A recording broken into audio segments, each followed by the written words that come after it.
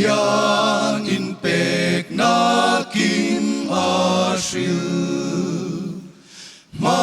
ngai sui sen rual lo he no hian thi sen luang a shil ko ngai moi le du om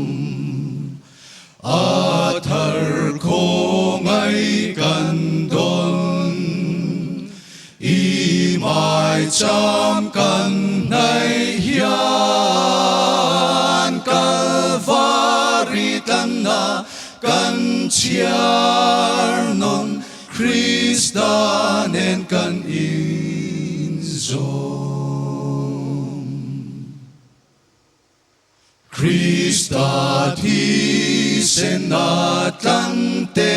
kan ni ko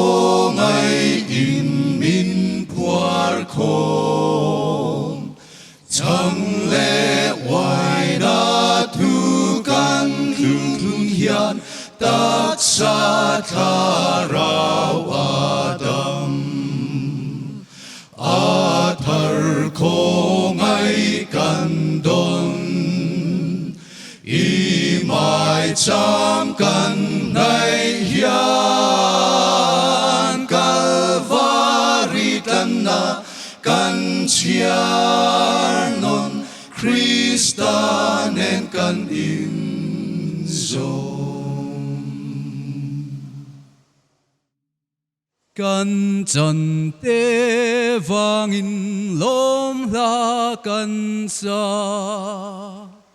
bây say en môi kan chi i zom bùi beng ten ra kan chua câu shan a